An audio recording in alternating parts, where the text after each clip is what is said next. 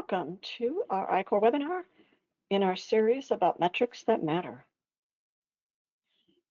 Today, we're going to be focusing on Dimension 2 of the Organizational Resilience Capability Assessment, Culture and Behavior. I am Linda Nilsson, the founder and president of ICOR. I am in charge of managing those day-to-day operations for both the education and credentialing programs. I'm also a member of the U.S. delegation as we work on standards in business continuity, crisis management, and both organizational and community resilience. In addition, ICOR is a liaison organization for those same technical committees, and so we can bring in experts from around the world to help serve on those committees. If you are interested in becoming an ICOR expert and helping to write standards, this is a really good time. We are having a big meeting in May in Germany that you don't have to go to. It is virtual.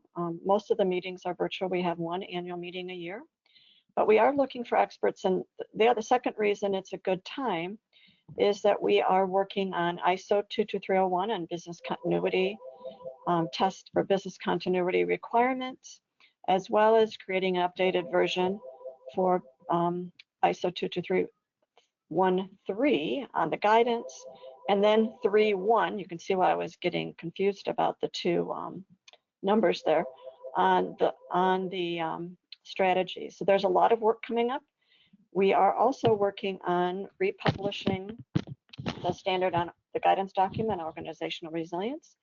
That work is kind of in the beginning, middle of the time, and it's a great time to get involved. So please reach out to me at education@theicor.org, and the email will be on the last slide as well. But would love to have some more experts from around the world.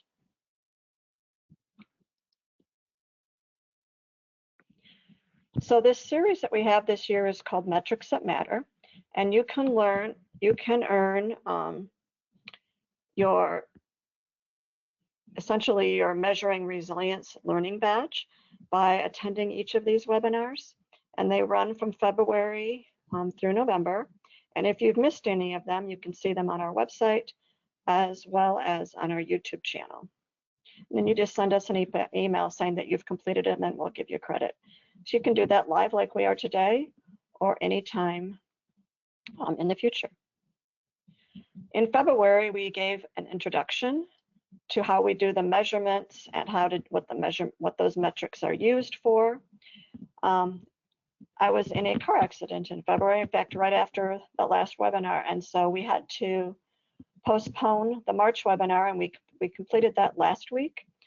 And of course, we had some problems with the sound. Not sure why that is, but I did re-record it, so you can watch that again, both on the YouTube as well as on the website for the full recording.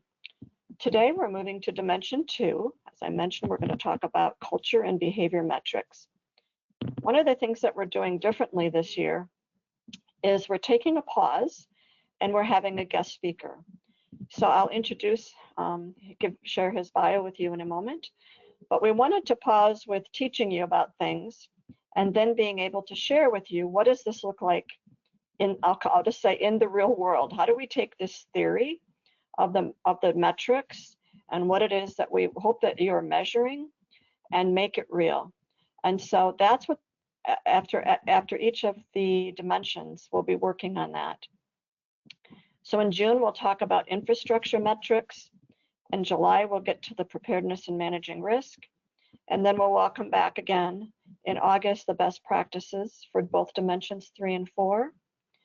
In September, we're going to finish up with our final dimension, finish up with our final best practices, and finish up the year with how do you do this whole improvement process using these metrics in an agile manner.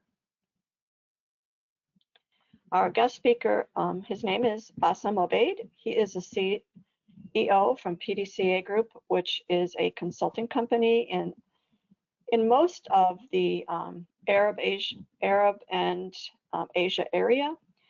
He is located in the United Arab Emirates. He did get his start with Lloyd's Register, where he was both a lead auditor and tutor in management systems, and then a regional director in South Asia, Australia, the Middle East, and Africa. And he also served later after that as the global head of training and improvement services. He is very, very, very capable. His group has done or completed more of the capability assessments than any other of our trainers have done. And just remembering that you can do this yourself. Part of what we're doing is trying to share with you, and I'll talk about this more in a second, but what are the capabilities that we should be measuring? That's number one. And number two, how do you actually conduct the assessment is going to be what we're going to be focusing on with these best practices. And he's got some really, really interesting outcomes. And some of the clients that he has in the Emirates are actually going through this for the second time, where they didn't want to wait 3 years. They wanted to do this on an annual basis and be able to show their improvement from year to year. So why are we here? We want you to learn about how to measure resilience. And because this is our tool, we're showing you how to use our tool. It is the only capability assessment that's offered by a nonprofit, and it is the most comprehensive. I have personally participated in reviewing some of the other assessments that are around, and they tend to be very narrow, with not a lot of criteria, something that you can do in an hour, and maybe that's something that you're interested in. But ours is very comprehensible, and it's very much tied to people who are managing risk and also managing strategy. So the methodology that we're going to follow today is that we're going to introduce Dimension 2, culture and behavior. And it builds really nicely from Dimension 1, which was the leadership and strategy. I'll get to this in a little bit more, but get out a pencil, pen, piece of paper, whatever you want, and we're going to go through more metrics than we're going to have time to score together today. And so I want you to be able to, at the end, to be able to come up with a total, and that so that you can see how you did overall in this dimension, and when we do the polls where you can then share your scores to see how you do compared to others on the call. Because what we want you to get out of attending these webinars in 2026 is a much broader understanding of resilience and those capabilities and behavior that really provide the data and metrics. When we first published our capability assessment, which the image itself, it did not change, but we didn't have the behaviors. And so we essentially had these 5 dimensions, and we had 15 strategies. At that time, we had, I think, 100 and some capabilities. Some of the capabilities we moved to be behaviors, but what we saw back in 2020, and we were testing this out with organizations and the whole world. Here we were in the middle of the pandemic and trying to see how this works. So it was a very soft launch.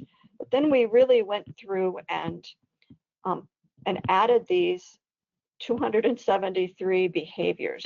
We did have the behavior categories, but what we saw was that because we didn't have any criteria for them, they were a broad statement.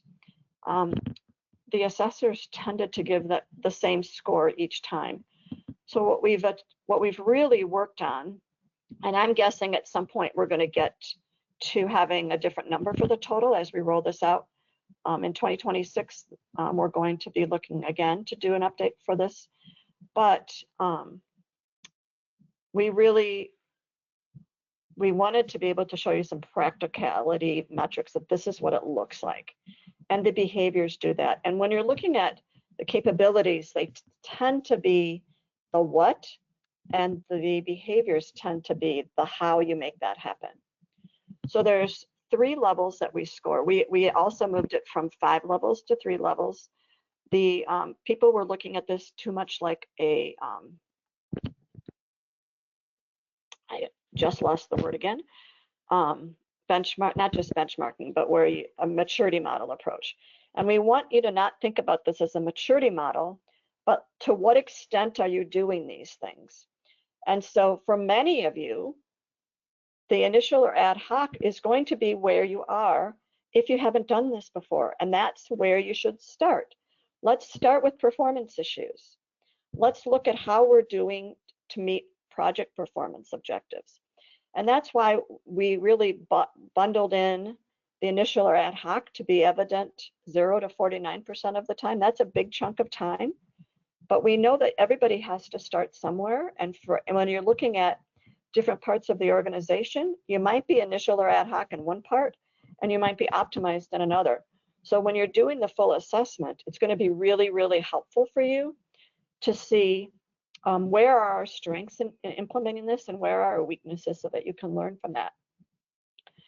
The other thing that we saw was that almost everyone was giving themselves, you know, a 3 or a 4 out of 5. And we want it to be very clear that you don't get a 3 or 3 stars unless you are balancing consistency and flexibility, and that you're using that to drive innovation. So it's not just about managing risk, and you're moving from, you know, using data and metrics to relying on that data and metrics to make your decision. So what we're expecting to see is very few people getting that level 3. And we wanted to make it more challenging. And so it has to be evident 90% or more of the time. And this is very purposeful. We don't just want to give out recognition for recognition's sake.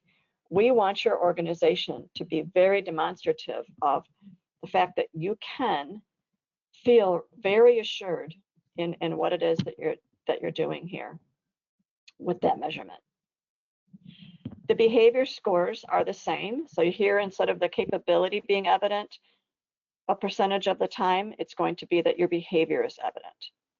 So we're looking at how adaptable and flexible you are. In some languages, resilience is actually the same word as adaptive. And so we wanted to be clear that resilience is a culmination of these behaviors, so that your organization and the organization's people have the ability to change, evolve, and adapt in response to those changing circumstances. And I'm going to just say, we're using the word changing circumstances to kind of align up with what ISO, the International Standards Organization, is doing in its standards about resilience, versus using the word incident, which seems like it has a beginning and an end, or a crisis, which makes us think that you don't have to do this unless there's a crisis. This is about managing change. And if any of you think we're not in a period of managing change, I'll say there was a lot of change happening before 2020, but the amount of change that's happening now is incredible. And so I think we're moving from responding to, we need to be able to be adaptable and flexible always, because we're managing change all the time. We also need, for the second behavior, and these aren't in any particular order. I guess I could have put them in alphabetical order, but I didn't. There's quite a few metrics in inclusive and collaborative. This is where we're thinking we might end up with having 40 for each or 45 for each. But for right now, we have them as different. Each of these behaviors has a different number of metrics for those.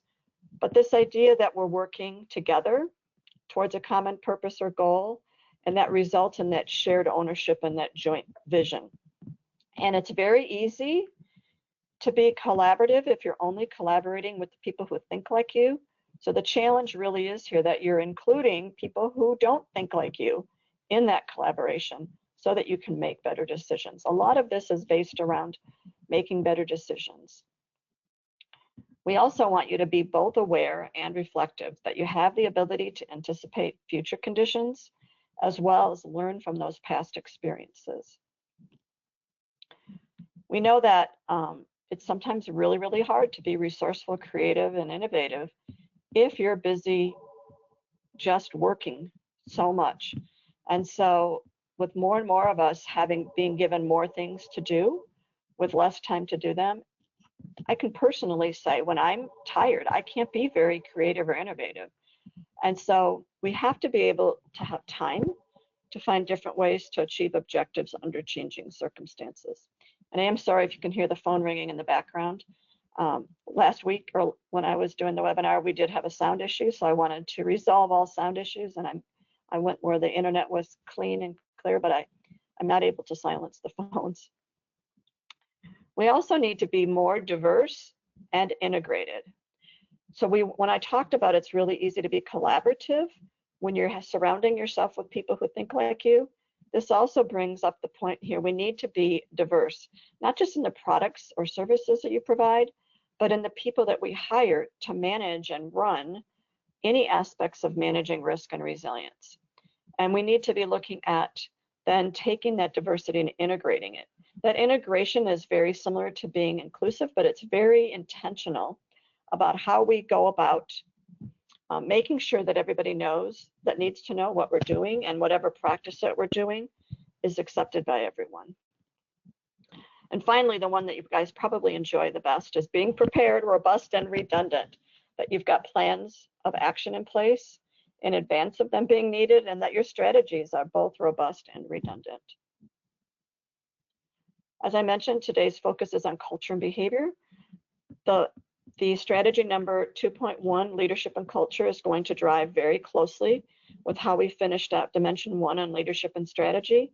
And the rest of the strategies are going to be a little bit more tactical and things that you can, I'll say, get your hands around versus something that has to be led by top management.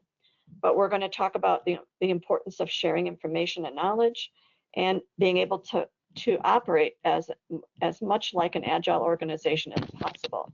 Moving from agile project management in silos to having agile project management everywhere and really operating as an entire organization in an agile manner.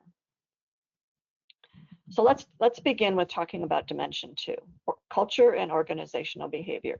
We have just used culture and behavior because the word organizational is too long, at least in English, to fit on any graphic, but that's what we're talking about, is the behavior of the entire organization.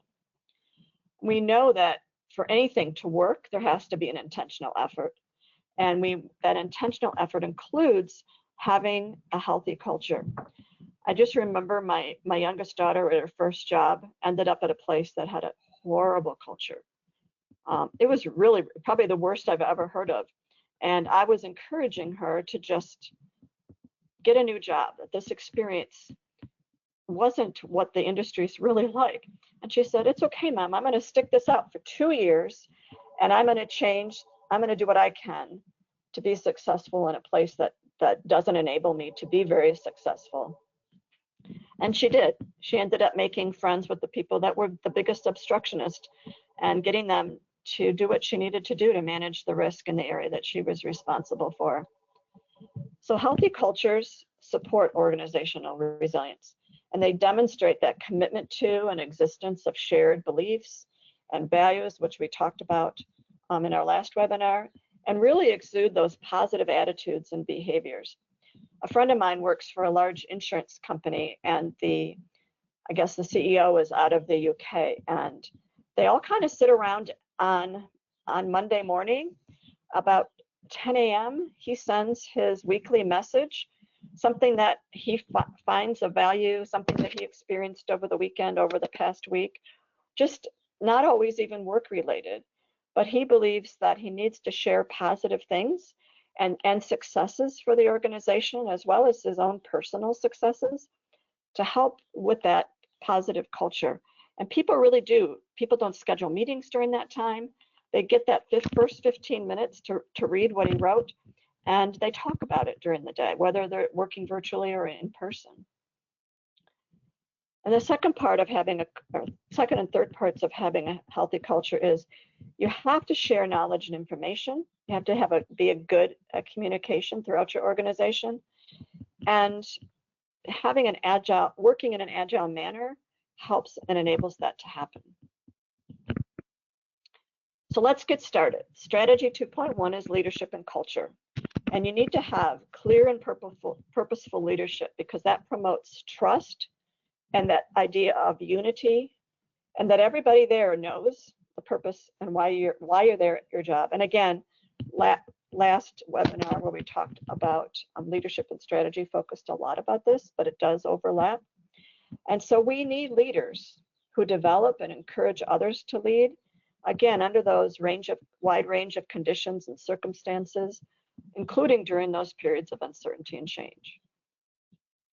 And that really is our capability number 16. So go ahead and get your piece of paper and your, or whatever you want to do, type it up on your computer, but make a note, how do you think your organization scores on capability 16? To what extent do your leaders promote trust and unity and that shared understanding of the organization's purpose?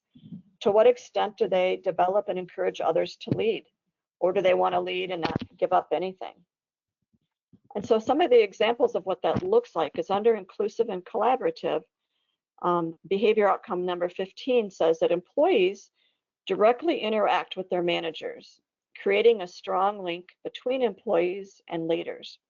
Kind of begs the question, if you're looking at to what extent do you do this, and you're looking at those, kind of 0 to 100% of the time. If you're a manager, how often do you communicate and directly interact one-on-one with your employees? And if you're an employee to a manager, to what extent are you experiencing that? So you could score this really in two ways. You can score yourself as a leader, and you could score your manager or the leader who you work for. Under diverse and integrated, to what extent do your leaders encourage and incorporate a broad set of ideas and input? How often do they ask you for your input? And we're going to build on that a little bit more when we talk about that sharing of information and knowledge.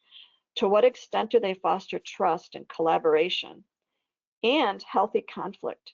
I mentioned before that it's easy to be collaborative when everybody thinks like you, but you need to be surrounding yourself with people who maybe don't think like you and looking at how do you have a healthy conflict that helps you to grow instead of tear people down. It's not easy. But when you bring people together and you listen to them and you build that trust and collaborative environment, it helps you to resolve any conflicts that you might have and to build bonds where you can understand that you're looking at things a different way than the other person is looking at them. And therefore, you might come to a different end in what you're talking about. Also, to what extent do your leaders treat employees fairly when allocating resources? So here is where we actually have pretty much three or four different behaviors in this diverse and integrated, but you might say that they incorporate a broad set of ideas and collaborate 90% of the time, but they don't really treat employees fairly when allocating resources. You do see this a lot of times if you're looking at your personal salary and somebody comes in brand new and has less experience than you and doesn't know anything because they're new, they make more money than you, or even allocating resources to your department. It makes a difference. Talk about having a bad culture is when you don't feel like people are treated fairly. And this, the 10th one under aware and reflective, I could tell you a ton of stories of people saying that how this does work and how it doesn't work, or they don't have the opportunity for this.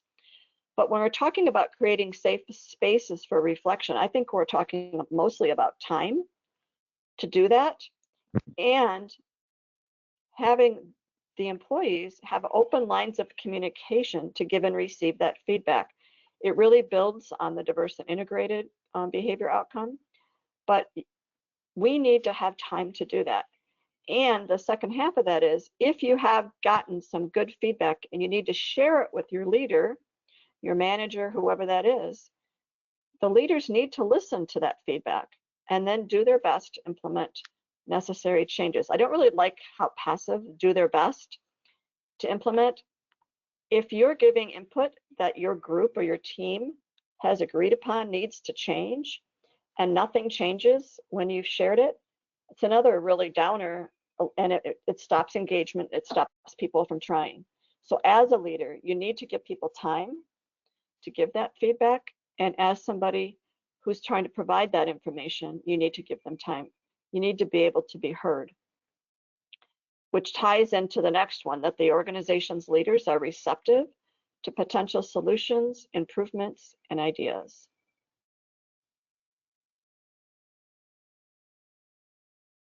I really like this capability. And again, I could tell you a lot of stories about people who have been very reluctant to share when they've made a mistake because they think they're going to lose their job versus being valued, that they found something that didn't work or was broken, and see it as a learning experience versus blaming you for making a mistake.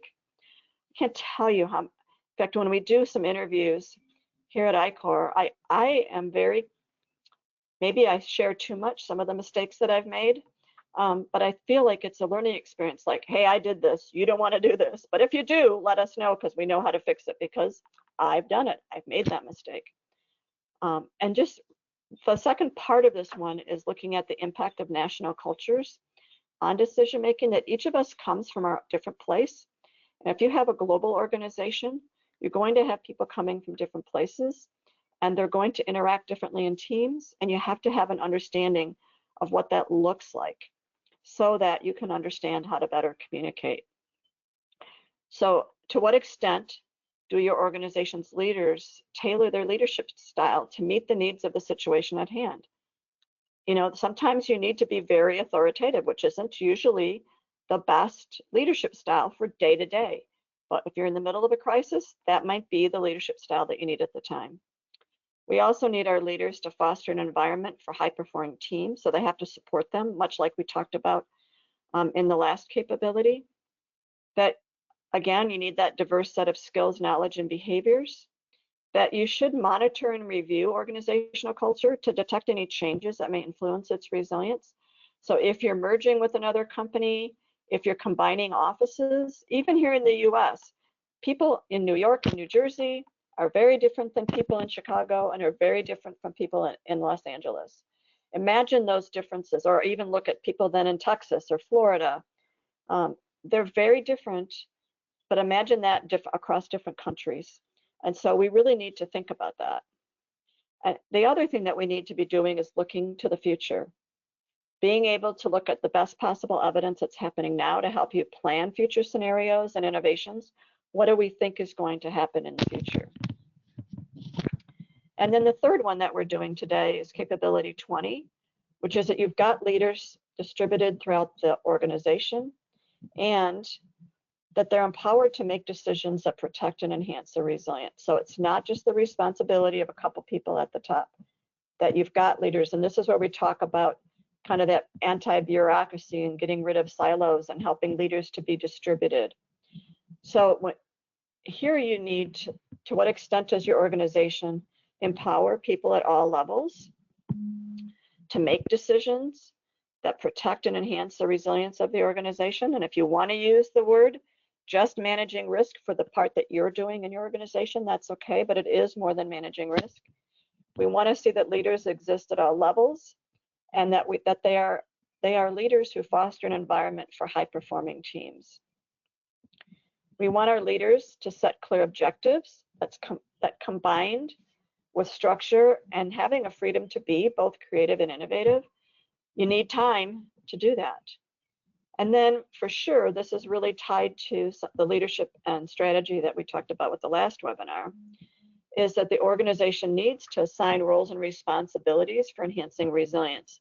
And this really ties very nicely into that prepared, robust, and redundant for on the risk side. So we're going to do a poll. We're only going to have 3 questions, so we're going to have 9 questions altogether today. We're going to do 3 at a time.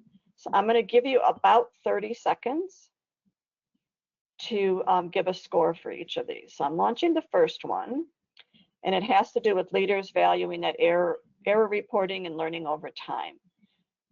So you can score yourself right now. Does this happen, 0 to 49% of the time, 50 to 89, or 90% or more?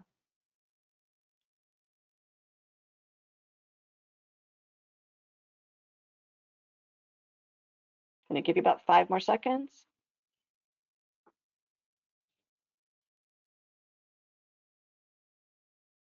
All right. So the last webinar was the first time I had done this, and I wish I was actually recording the scores. I'm going to see if I can figure out how to go back to the GoToWebinar to see how these scores go. But it is really nice to see that more than 50% of you see this happening, 50 to 89% of the time. And in fact, if you're by the way, with the scoring, if you're doing this assessment more than once, which you should be, maybe you still end up with the 2 stars, but you've moved from 51% to 80%. That's a big win. That's a lot of percentage points of a win. And I'm really encouraged to see that 24% of you see this happening 90% or more of the time. So let's go to the second one. And this is where the organization monitors and reviews, and I can only see the very beginning of it. So you'll have to see that yourself. Again, I'm going to only give you about 10 seconds to do this.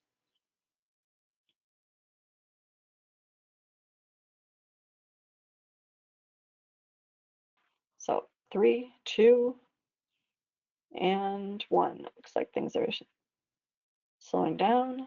And if you're not voting, please participate. It really is interesting to see how you match up. Well, here you can see that the numbers of 90% or more dropped way down to 14, and a lot of that went to 0 to 49% of the time.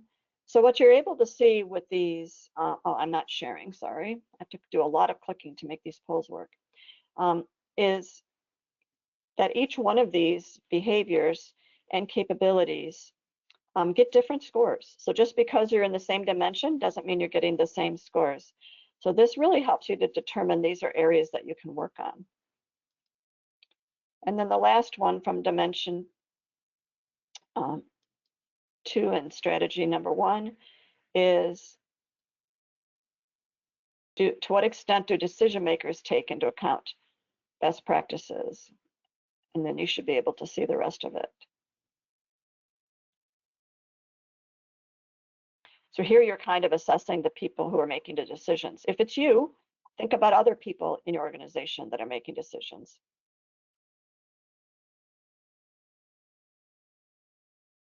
And about 5 more seconds. This is really interesting. We got almost the exact same score for this behavior and capability than we did for the other one. Very interesting. Thank you.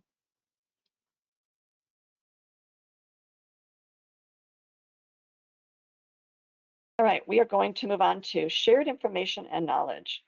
We know that, by the way, anytime we have these outcome statements, this is based on research, that resilience is enhanced when knowledge is widely shared, where appropriate, and applied. And we know that there's lots of places in your organization where information is confidential and shouldn't be shared. Lots of security around certain things. But we're looking at, to what extent is your organization a learning organization? To what extent are you able to learn, I should say, from experience versus for experience, and that learning from others is encouraged? How intentional is your organization at encouraging learning from other people? So capability 23 says that knowledge and information is shared in a timely manner. So here that timely is kind of a variable, with all relevant interested parties. So here it is, they're talking about who needs to know and who should, and you shouldn't be sharing this information with everybody. But you're doing this to help enable timely and effective decision-making at all throughout your organization. So when you're being adaptable and flexible, to what extent is information sharing intentional? And to what extent does it result in increased cooperation, or we could have even said collaboration there, while establishing some of those shared responsibilities across your team? To what extent is there cross-sectoral integration and an adaptability development program? And here is the really 2 things here. How are your teams put together for different projects? To what extent are you looking at all parts of your organization when you put together that team? And then to what extent do we teach people how to be more flexible and adaptable? This is a skill. It's something that we can learn. And so therefore it should be part of our learning programs, even if it isn't a technical aspect.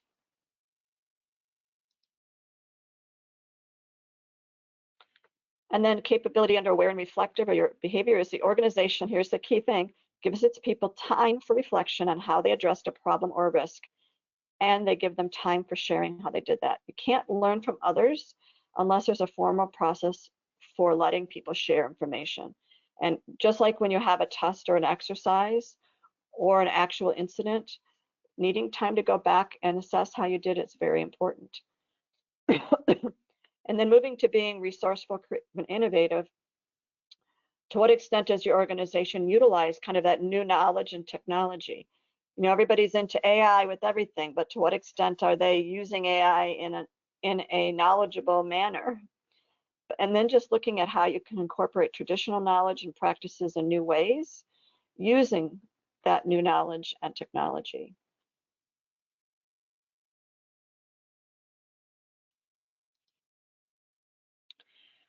As a learning organization, to what extent at your organization is learning drawn from all available sources? And then when you have that knowledge, are you using it? And are you able to learn from both experience and from others? And here's where we're bringing back that impact of national cultures again, is we need to learn about each other to make that happen. We need to look at how diverse we are, and we need to integrate that so that we have a clear understanding and help us to move forward. To what extent does your organization promote self-awareness in its people, which helps them to work well on teams? There's all sorts of things for team building that can be used to help with teams to work together. The question becomes, and does your organization use those?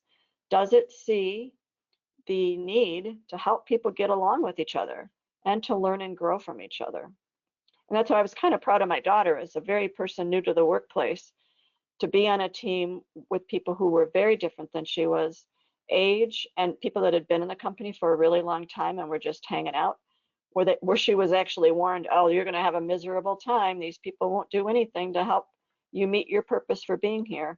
And by the end of 6 or 9 months, she had some huge growths because she got to know people, and while she didn't have any power as a new person, just working well with others makes a difference. But you do need to have a learning mindset.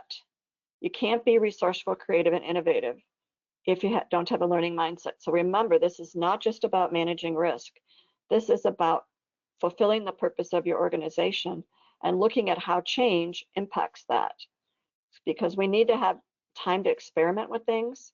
And when you're doing this, it can help you to learn more rapidly as well.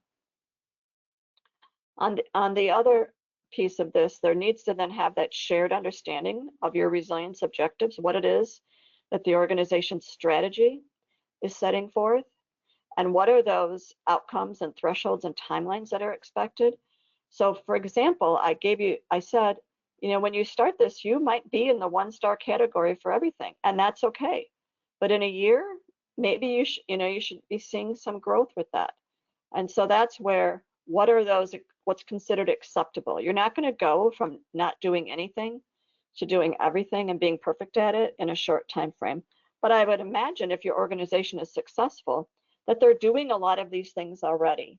This isn't something you need to build a new program for. We're looking at, how does the organization operate? How does it manage people? How does its leadership work? How do the teams work? And so we need to make sure that that is using as a measure to look at the overall resilience of the organization. Because if you're doing nothing, your organization has failed. Anyways, it's not going to be very successful. If you work for a successful organization, you're most likely doing a lot of these things already. And then our third capability is capability 25 under shared information and knowledge, and that the organization encourages the creation and sharing of lessons learned about success and failure and promotes that adoption of better practice. That's kind of encapsulating a lot of what we're talking about in this strategy. So here's an example of what that looks like in being inclusive and collaborative, that as employees in the organization, that you offer to help others, which helps improve relationships across teams. It also helps create that more efficient workflow that can benefit the entire organization. When you're coordinating and collaborating with others, it helps people to learn from each other. And this is why having those, cross-discipline teams and things to understand what somebody else is doing with whatever you're creating or what you're supposed to do with how they're supporting you. There's too many times when we don't understand the entire process and we miss that. Also, just giving, we talk about time again, encouraging its people to talk to each other about what they've learned so they can better understand different perspectives. And how often do you can kind of score yourself here if you want to for number 18, to what extent do you ask for feedback or advice?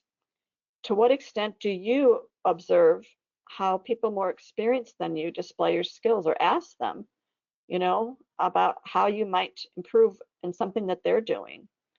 And to what extent do you evaluate how others work to identify what to learn and how to learn from each other? This is something that people don't often initiate on their own. And sometimes if you have a bad culture, people don't want to tell you because they think you're after their job or something. So it is this behavior category really assumes that you have a good culture and that people are willing to do that. We also need to make sure, and we're going to move to Agile next, but we also need to assume that you've got knowledge management systems in place to manage and share knowledge that helps you to integrate your innovations and to do that in an agile manner. I know a lot of people use SharePoint, for example, if you're a Microsoft 365 organization. And you're like, well, it's all out there, but if people don't know where to find it, don't know when it's updated, it's a lot of work. This idea of having a knowledge database for your organization, it's much more than having SOPs. SOPs are part of it, but understanding, who you are and what you do. And I often think about what our libraries used to look about when I was a kid and having to go through that. I don't even remember what it was called, the little card system where you'd have to look so you could figure out what to do, or having a yellow pages that was a physical book that was huge, but you'd have to figure out how to use it in order to find what you were looking for. That same idea needs to be in place with these knowledge management systems. And they are systems that your company can purchase or that you can build on your own. But we also need to make sure that your people are communicating your ideas, both vertically across the organization with people doing the job similar to themselves, and horizontally, so that the people at all levels understand the changes that you're seeing. A lot of times it's the people closest to the work that identify change or identify a weakness or even a strength that you can build upon, where people who are managing sometimes don't have any visibility to that. So we need to have an organization that encourages you to communicate your ideas, which is, again, building on some of the other ones that we talked about as well. All right, let's do our second set of polls.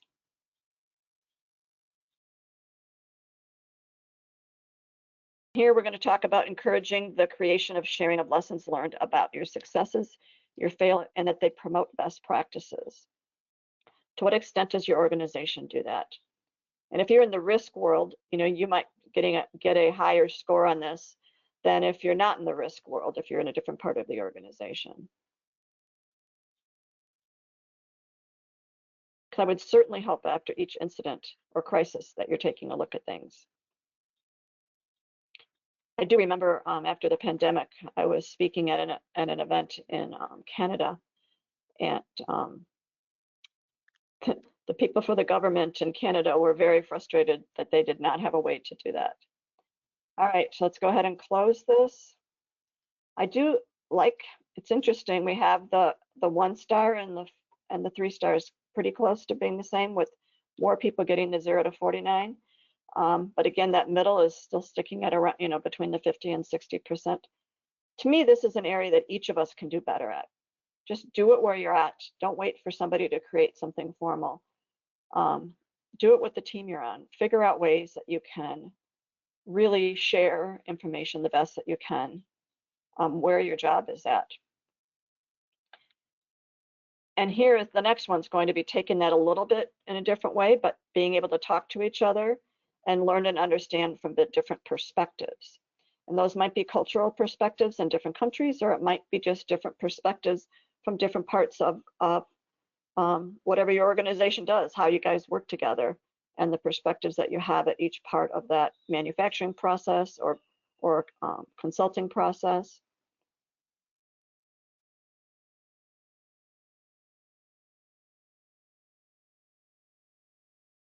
All right, about 2 seconds. Looks like just about everyone has voted.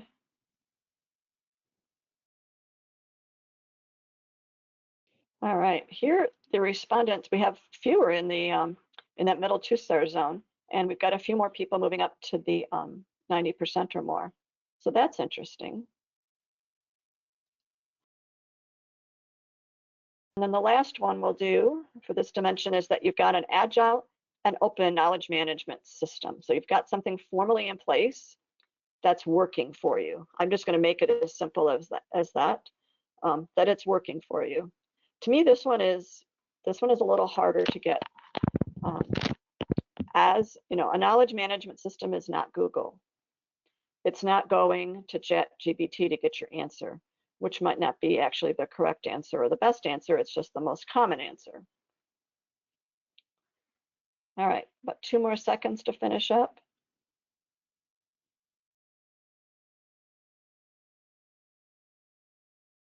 Like I expected, this one has the most in the 0 to 49% of the time, and this was expected.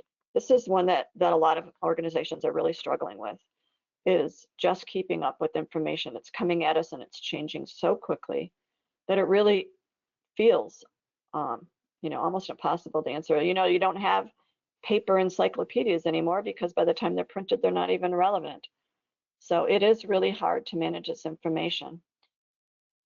But we have to figure out a way to do it, and it needs to come from the entire organization. But at least you can manage the information that you own and share it with the people that need to know. All right, let's move to our last strategy under dimension 2. This is about being agile. And I'm guessing that in this aspect, your organization's either operating agilely or it's not, at least with the projects. So here, we're talking about building agile and flexible systems, while our measures right now are still on project and agile project management, because we know that most organizations are still trying to make sure that they're using agile methods for their teams and haven't gotten it throughout the whole organization. But we know that if you're going to manage change effectively and get out in front of change, you have to have agile and flexible systems in order to respond faster to changing market conditions, improve your organizational efficiency, and again, you're being customer focused, enhancing that customer satisfaction. So you'll see the focus for capability 26 on project team members being able to respond to issues as they arise through the course of a project. And so this is kind of where some people talk about issue management versus incident response and crisis management. But this has to do with, challenges that you might have that happens in the part of a project. You might be waiting on a tanker that you need for your oil in order to produce your packaging for your cosmetics or whatever that is. If this can be a project thing, it can be impacting your whole organization. But what we're looking for in being adaptable and flexible is that the organization's structure and design allows its people to work effectively in those cross-functional teams, that the organization structure and design allows its people to collaborate and communicate both vertically and horizontally. So we're looking at cross-functional teams as well as throughout the organization where, if you're set up structurally that if you have a great idea, your team has a great idea, and you bring it up to your manager and it isn't heard, it stops there. So here is where, how do you make sure, and this is really a leadership question, is to make sure that there is a place for voices to be heard. And looking at having an environment where change is embraced, even when there's ambiguity. Remember back when I was in the business continuity days, and my favorite thing was writing and participating in exercises. And our communications team were from the public relations department. So they were used to having lots of time to write their communications. And now they're having to write communications about maybe what's going to be published at that time, on television or in the news or someplace in social media. And we even gave them what was going to happen. So they knew all the injects, they knew everything that was going to happen. And we gave that to them 2 weeks before the exercise so they could write their responses. And their answer was, even given all of that, well, we don't know. We don't have enough information to write something. And that's why that even when ambiguity is involved becomes really, really important, is sometimes, most of the time, you have to make a decision about something when you don't have all of the information. And so you're going to have to be creative. You're going to have to be resourceful in figuring out what to do. And you have to not fight change. The change is happening. Can't fight it. You have to be looking, what's the next change? What's the next opportunity? And again, we're talking not just about managing risk, we're talking about managing change in a positive way to get ahead of the market, to be an organization that's leading versus following behind later because whatever you were doing is no longer possible.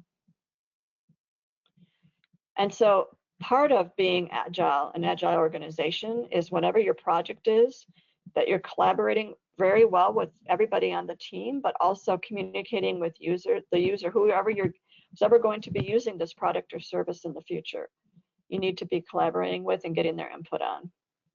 And so this behavior outcome for adaptable and flexible is interesting.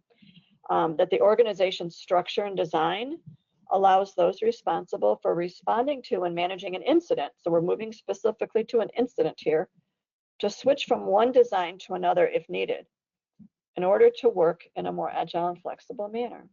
So interestingly enough, several years ago, I was an adjunct professor teaching business continuity and crisis management at Norwich University. And we had a lot of emergency management personnel as part of the student body there. And one gentleman was sharing how he only has responsibility for managing an incident when an incident occurs, but his boss manages all the day-to-day things. But he just was not comfortable and did not do well when it was a lot of stress. And so that assignment, that authority was given to him when they decided to activate whatever plan or activate whatever response that they needed to. So here they had that structure and design because they knew their people, and the day-to-day operations had one structure, and responding to an incident had a different structure. And then under being resourceful, creative, and innovative, you have that there's a conscious effort to maintain a positive mindset to create new ways of seeing and doing things. It's pretty hard to be creative and innovative without that mindset. And again, it takes time to do that. And sometimes I don't feel very creative because we're just doing the day-to-day things to get the stuff done that has to get done. And then here is the final capability here under the Agile, that the project team members are empowered to take appropriate actions at the right times in order to keep pace with delivery schedules. So this is very, again, project focused. So you're looking at having a structure that has shorter chains of commands or lines of authority so that there's more delegation and more empowerment in order to operate in as flat a structure as possible. And we know large organizations are filled with bureaucracies, and in fact, I'm sure you've heard people talk about, oh, we need to operate as a startup. Well, that only goes so far as well. But we do need to look at empowering people to make decisions. Interestingly, I was doing an audit to ISO 22301 and found that a certain person was responsible for activating these different strategies when they had to activate their business continuity plans. But he actually didn't have the authority to spend the money to activate that strategy. So there's a lot of pieces for this. Having that authority also becomes really important. And you can't wait for people at the top to make decisions. The people who are closest and they have the roles and responsibilities for managing that incident need to be empowered to do so. And then back to being resourceful, creative, and innovative, that the organization itself is fostering creativity and innovation, and they seek out and promote new ideas to help achieve those objectives. And on the other side of that, while the organization has a tolerance for failure, it is intolerant of incompetence, where they're going, they're giving you a certain amount of time to do this, but if you're not successful, project's done. And so you see this a lot with R&D, with research and development, that, all right, you've had enough time with that, that needs to be done. But that having the time to do that outside R&D also becomes important. So let's do our last poll. This is going to be impacted by, if you guys use Agile at all in your organization. So are project team members empowered? Let me go ahead and launch that one.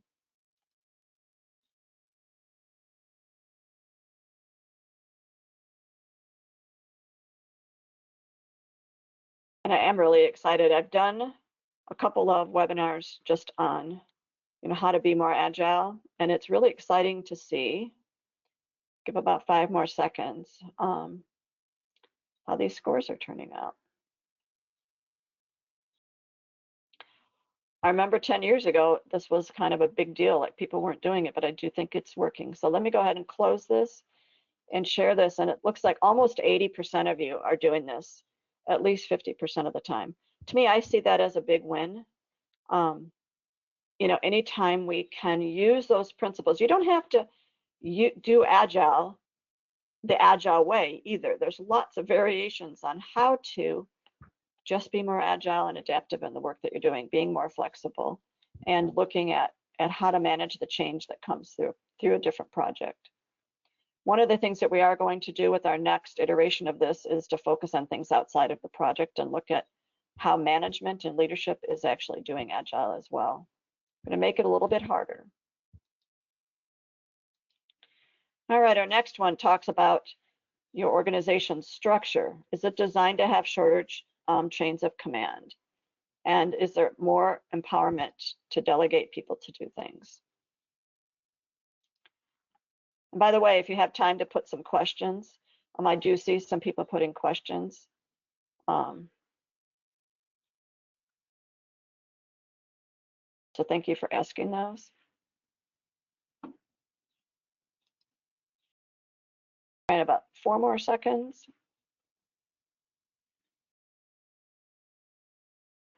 All right, what I'm going to look at from here is it looks like that most of you work in larger organizations because your structure is probably much more bureaucratic and a lot more layers. And you know what, it's okay if you don't score high in all of these because you're not going to be able to change your organization structure. But we are, remember, one of the purposes for doing this is to have an understanding of your organization's strengths and weaknesses and how you might improve, and that sharing this, that where can we become more can we become less, I'm struggling with the word again, sorry, I am still recovering from this car accident, so sometimes I'm not as bright as I normally am, but to what extent are you distributing the work and empowering people really becomes the question you're asking versus, we've got a very intense structure and it's not going to change much, but how can you better operate within that becomes the question.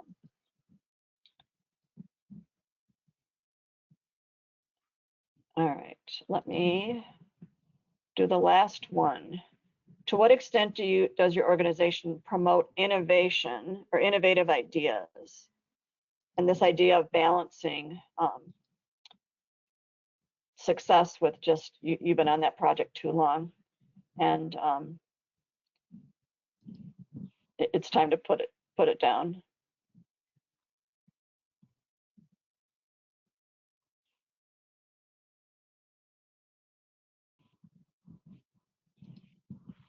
I'm kind of bummed next week is supposed to be a Continuity Insights. I'm not going to be at Continuity Insights this year. So if you're going next week, I hope you enjoy it, and wish I was going to be there. It's actually out in Arizona too, where a bunch of my family lives. So I'm going to not just miss Continuity Insights, but I'm missing visiting with some family as well. All right. This set of scores was kind of similar to what you started off with the first strategy that we talked about, where it's more even, with fewer people doing this 90% of time. And if you were in R&D, you might be scoring this a little bit differently. So what I'd like to do is I'm going to just finish up kind of the over part of this. And then there were some questions and I'd like to address those, but I'd like to have you score yourselves. So total up your total points that you got. So essentially there were 41 questions or 41 metrics. And if you got a 3 on every single one of them, you'd have 123 points. If you didn't score anything, you're going to have a 0, but you have to start with 0. And what I need to do for the June webinar is actually give you a place to put your scores in with the poll. I didn't think about doing that until just now. But I hope that this is giving you some ideas on, what resilience metrics look like, and giving you kind of the eye to detail when you're having discussions with others about it who might be saying, just buy this software and this will fix everything and your organization will be resilient. And I'm not trying to criticize people that are selling products, but there's a lot of products and services that people are selling, saying resilience, and they really mean business continuity. And business continuity is a very important part of managing risk, but there's a lot of other parts.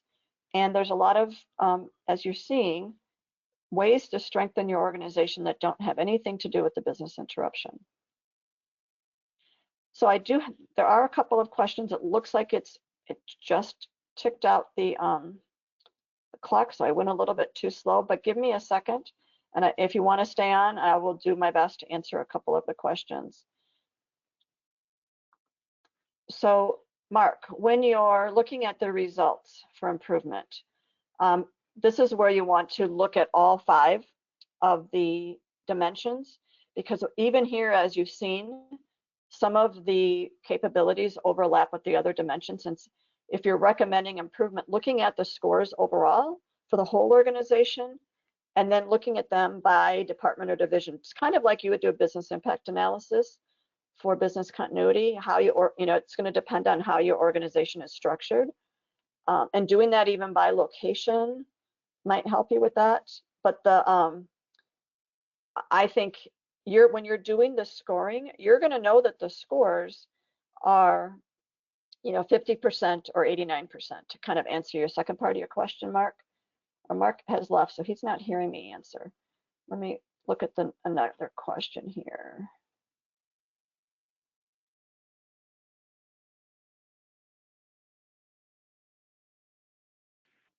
Kathleen, I can talk about business continuity versus resilience, and I'm going to give you one example of this. Business continuity's role is to reduce the risk of a business interruption, and if there is a business interruption, to recover as quickly as possible. Resilience is about making your organization as strong as it can be and managing any sort of incident or any sort of change that's happening to continue to strengthen your organization and reduce weaknesses. And yeah, Suzanne, I'm going to miss you there. Sorry, I'm really bummed I'm not going to be there. And we hope that you'll join us next month for our expert from the Emirates, Bassem Obeid, who will give you some really great examples of what this looks like. Thanks, everyone.